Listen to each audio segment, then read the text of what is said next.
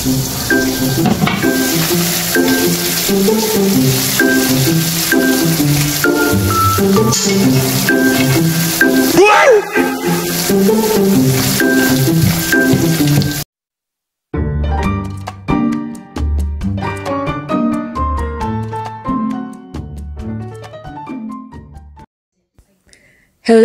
a pleasant good morning everyone.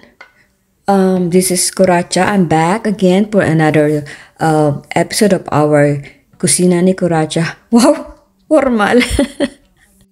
Okay, we're back. We're gonna cook a pork steak for Don P. Simpleng lutuin, masarap, madali, at alam nyo na. So yan, nag-pork na yan na lalagyan natin ng toyo, pakukuluan natin para mas malasa siya. Huwag nyo muna lalagyan ng water. Ano muna, yung soy sauce. Tapos pakuluan ninyo para ma-absorb ng meat ang soy sauce. Siguro mga 1 kilong pork din yan. Isang damakmak yung binili ni Don para tot siya lang lahat kakain. So, ayan, medyo halu-haluin natin para po mag-sink in. Para ma-absorb yung lasa ng toyo ng meat. Okay, toyo ng meat. So, ayun, kamusta naman po ang lahat? Kung ako naman po ang yung tatanungin, katulad ng dati, okay naman po ako. Kahit di nyo po ako tinatanong. Ay. So, again, habang nanonood tayo ng ng Itbulaga at kung anik-anik ay hihiwain na natin ang sahog. Hindi naman masyado masahog to. Madaling ang lutuin to eh. Sa mga busy dyan, sa mga gusto ng masarap na lutuin, ito, pinakamadali ito. Kung gusto nyo ng pork, diba? Eh, si Don P mahilig sa pork at gusto niya maraming sabaw o sauce. So, ayun. Dinadagdagan natin ng sabaw. Pero, kung gusto nyo naman na hindi malasang-malasa, kaunti lang ang sabaw. Damihan natin ng sibuyas. Since mura naman ng sibuyas sa Costco, magkakabulok-bulok lang yan. So, yung iba dito, isasama natin ng matagal para mag-blend sa lasa ng pork. Yung iba naman, medyo paghuli na natin ilalagay parang pang-garnish. Diba? Para maganda-gandang tignan. Kasi pag masarap kainin, pag magandang tignan. Ano ba? Okay? So, nangingiyak-giyak muna tayo dito sa paghihiwa ng mga sibuyas na to. Kapag po kayo ay nagpa-practice ng mga drama-drama, maghiwa muna kayo ng sibuyas tsaka iduldul nyo sa mata. Pag hindi kayo naiyak, ewan ko na. Mulit-muli ay nagpapasalamat ako sa inyong suporta. Mira Arceo, thank you. Thank you to sa Rep Magnet. Thank you sa mga ulam na binibigay kay Don P. Masarap kasi magluto yan. At thank you sa suporta, sa panonood, pag-like, comment. At nahuli kita, nag-isip ka ng ads. Please don't skip ads. Hindi kasi na break lang niya yun. Nagmamadali daw siya mapanood. So, okay lang yun. Nagbibiro lang. Pero kung may time kayo, please don't skip ads. Okay? Thank you sa mga suporta, sa team ko. Never say die. Sa family ko. Salamat sa inyong lahat. I love you all. Fight. So, pinapalambot natin ang karne. Hindi ko masabi kung ilang minuto. Iba-iba po. Depende sa klase ng karne. Kung madaling palambutin, tusok-tusukin ninyo. Kung malambot na. So, hindi ko masabing ganitong oras, ilang oras yung pakuluan, ganyan. Depende po kung anong klase yung karne ninyo. Di po ba may mga karne na makunat, ang hirap palambutin. So, basta palambutin ninyo yung karne. Alrighty? Kita nyo to? Tinidor. Sabi po nila, nang ninuno ko, lagyan ng tinidor para mas madaling lumambot. Balikan naman natin ang dahilan ng aking pagdurusa at pagduha. Wow, drama. So, wala tayo. Pwede kayo gumamit ng kalamansi. Since mahirap maghanap ng kalamansi dito, sa Filipino store lang meron, ang gagamitin natin ay ito, lemon. So, okay din to. Masarap din ng lemon. Aapte ka pa ba? So, squeeze lang po natin. Medyo matigas lang anuhin to, yung balat. So, isipin ninyo yung mga kinaiinisan ninyo. Kunyari, mukhain niya nila to, nilalamutak niyo. Pigain niyo, sayang yung katas. Mahal din ang lemon dito. Magkano to, ilang piraso? Halos $1 mahigit ang isa. Pero minsan binibigyan ako ng friend ko, Malini. Hi, Malini. Shout out. Thank you for all the lemon that you're giving me. You gave me. And appreciate that. Thank you. My beautiful friend inside and out. Shout out. How's your foot? Feel better, my friend. Take care of yourself. Siya naman po kasi ang engkang lumakad na yun. Wawa naman. So, ayan po. Malambot-lambot na siya. At natuyo na yung sabaw. Na-absorb na ng meat.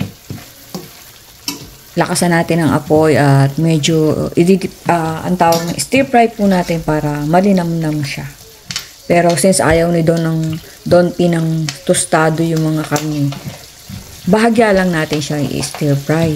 Andito pa rin po yung tinidor kaya hindi ko masyadong mahalo.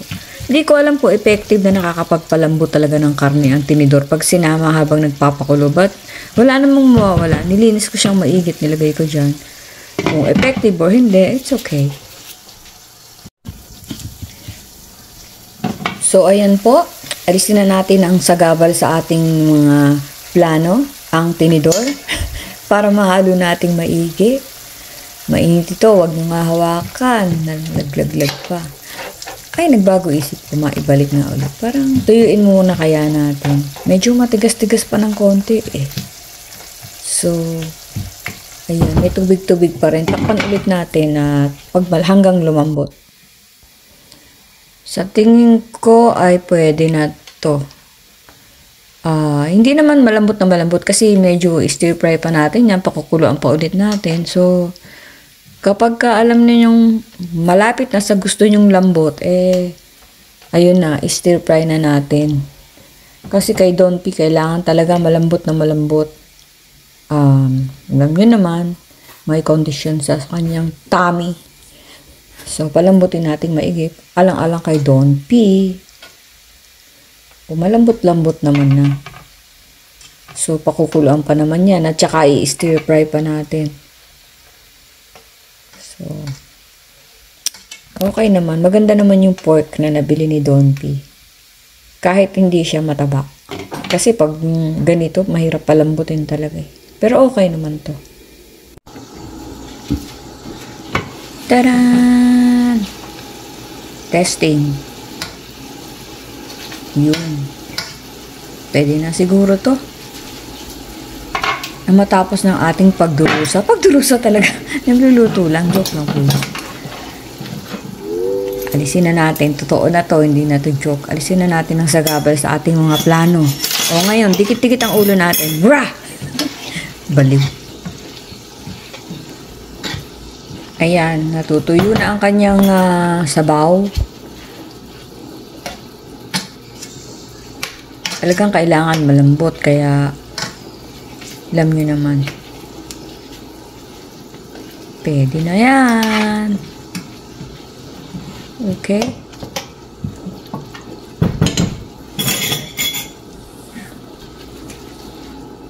Cover ulit.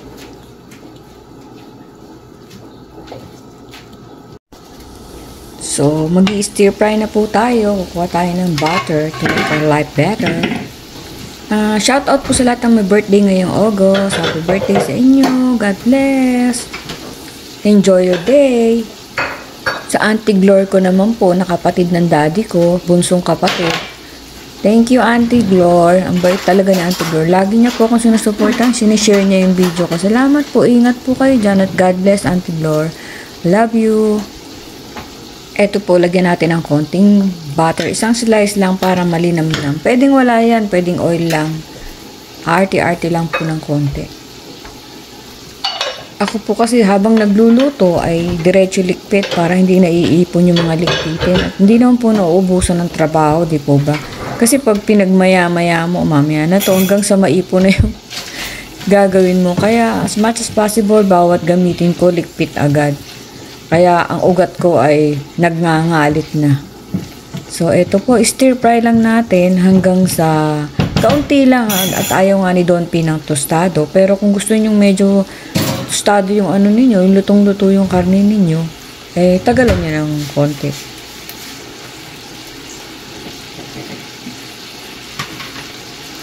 Nahanda ko lang po yung mga ilalagay. Hindi naman ganun karami. Bali, onion at saka lemon. So, ni-stir fry natin at prito natin ang bahagya para mas malinamnam siya. Iba po kasi nagdaan sa mantika eh. Although hindi healthy. Pero kung gusto nyo ng healthy, gumamit kayo ng olive oil. Kaso, lalo kayo magkakasakit sa mahal. So, wag na lang. Pero ako yan po kasi yung ng doktora ko. Mag-olive oil. Gisayin natin ng bahagya ang ibang sibuyas. Ang bango po. Ang problema nito, walang titikim kasi hindi ako kumakain. Kaya, try kong dut-dutin ng kaunti mamaya para lang malasahan ko kung saan kulang. Ang hirap pag hindi ka kumakain. Siyempre po, oyster sauce, lagyan natin ng konti. Kung wala naman kayong oyster sauce, habang dinidip fry ninyo, pwede pong soy sauce. Para lang yung, iba po kasi yung nagdaan sa mantika yung soy sauce. Ano naman? So, walang problema kung wala kayong oyster sauce. Eh, meron kasi ako, lagi ako bumibili niyan. Kaya, sinasama ko na rin kahit pa paano. Kung sa tingin niyo kung ano yung masarap na ilagay, ilagay niyo na ilagay. Lagyan niyo ng patatas, lagyan niyo ng lagang itlog, kung anong kinakain nyo. Ayan, isama natin yung kalahati ng onion para maprito siya. At iba po din kasi nga, sabi ko yung napiniritong onion. Iba ang lasa kaysa sa nilagang onion. Isa po ito sa magpapalinam ng inyong lutuin. Okay. Stir fry. So, hinaan lang natin yung ating apoy. Kasi pag nasunog yan, pati yung sunog niyan, lasang-lasa. Dito ba? Dati hindi naman ako marunong magluto, mga kuratsa eh. Trivia lang. Hanggang ngayon, di pa rin ako marunong magluto. Kaloka. Lagyan natin ng water. Hindi ako maglalagay ng ngayon, ng anong tawag dito, broth. Nagtitipid ako sa broth. Kaunti na lang yung broth dyan. So, kasi malasa naman na yung pork, so hindi na kailangan. Kahit na cube, parang hindi kasi healthy yun eh. Maraming preservative. So, iwas-iwas din pag may time. Tsaka kay Don P ito eh. Medyo kailangan healthy na. Hindi na nga healthy yung pork. Lalagyan pa natin ng maraming kung anik-anik. Malasa naman na po ito, so hindi na kailangan. Pero yung mga niluluto ko na walang sahog, pampa-enhance lang ng flavor. Yung kasi nga, hindi ako naglalagay ng sahog at hindi ako kumakain. Okay. So, hindi lang puro masarap. Dapat healthy-healthyhan din. Kaunting-kaunti na lang po ang nyo ipagtitiis. At malapit na siyang maluto. Ginagawa ko lahat ng mga trabaho ko sa umaga para relax-relax na lang at edit-edit. Di po ba? Titikman natin siguro to kahit kaunti lang. Dati naman akong kumakain ng pork. Pero ngayon talagang ayoko na, tatakot ako. Minsan, yung mga cold cuts, which is hindi naman talaga healthy. So, takpan natin para mas lumambot pa siya. For the benefit of the doubt. Okay.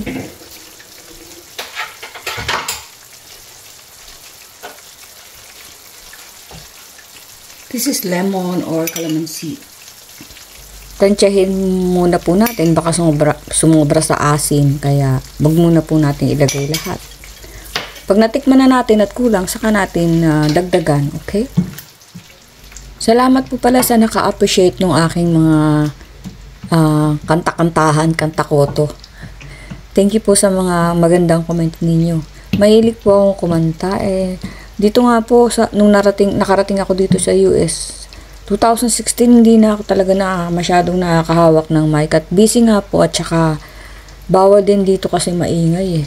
So pagka kumakanta ako, sinasara ko lahat yung tenga nila. Nilalagyan ko ng bulak yung tenga ng mga kapitbahay. So, ayan po, medyo tinikman ko ng kaunti, medyo matabang. So, saka natin dagdagan pa unti-unti. Madaling magdagdag, pero pagka maalat na, mahirap nang bawasan yung alat.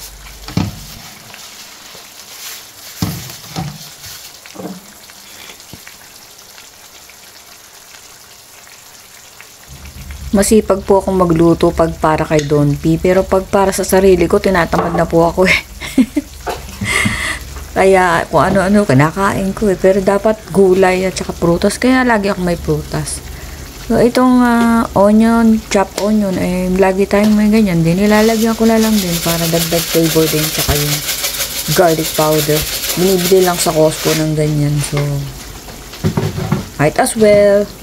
Di po ba? At ito po yung nabili natin na nakasale. $3.99 yan. Nabili ko lang ng $2.99. Ewan ko, wala yatang tax. Magpaso pa ako.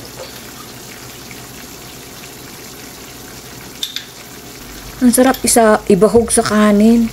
Yung bagong saing. Tapos mag-ano ka lang ng pinirito. Sarap po nito.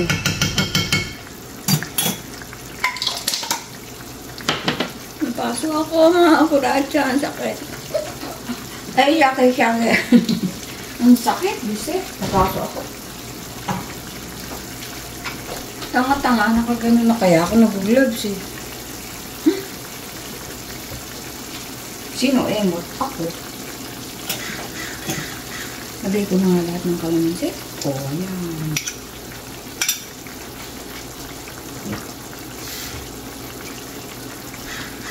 Gusto ni Don P masabaw.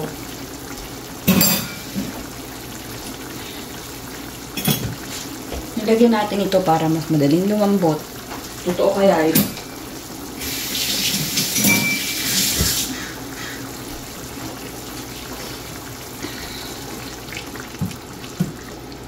Mahilig si Don P sabay sabaw eh. Yung may sauce ganun, marami. Kaya marami akong maglagay. At ayaw niya ng tinutusta ang karne. Kaya ganyan. Actually, ang hiwa nito ay ginawa niyang adobo. So, in-slice ko na lang maliliit. Para pork steak. Malambot na siya, so nangangamoy-ngamoy ulam na din. At tikman natin kaunti. Kaunti lang.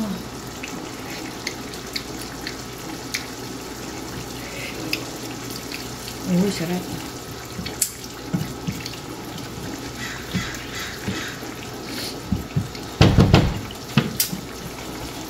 Lagyan natin pa ng sili.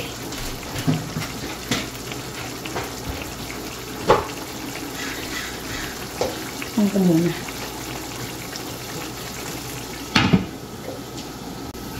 Ito yung sili na hindi naman umaanghang. Ang ganda pa yung kinukuha ko dun sa sa in and out. Ayan. Sa dalawa. Lagyan natin ang isang pinutol. Ayan.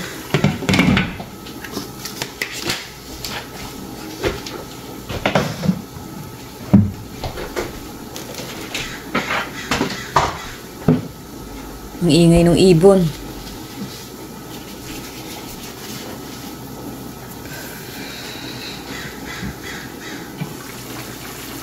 Nadidinig niyo ba yung ibon? Tatatalak.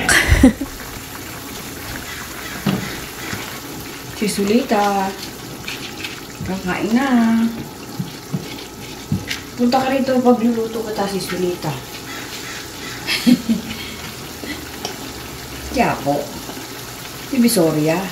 Divisoria na mga iba-iba. Ano ba? Ayaw ah. Dito tayo sa kabila. Butasan lang natin. Dito maanghang to. Sige na to.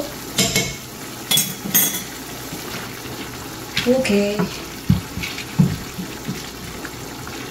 Kaunting-kaunti na lang mga 5 minutes and then malambot na yan. Takpang ko ulit.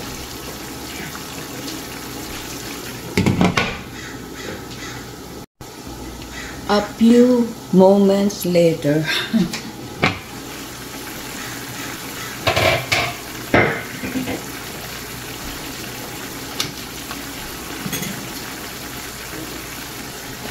Lagay na natin yung ibang onion. Let's put the rest of the onion to the test. To the test. So, yung iba, pirito natin yung onion para ibalasa. Ito naman, medyo hilaw-hilawin natin ng konti. Okay? That's about it. Masarap na po siya. Tinikman ko kahit di ako nakain ng baboy. So, that's about it. Pork steak. Simple but beautiful. Kakain na!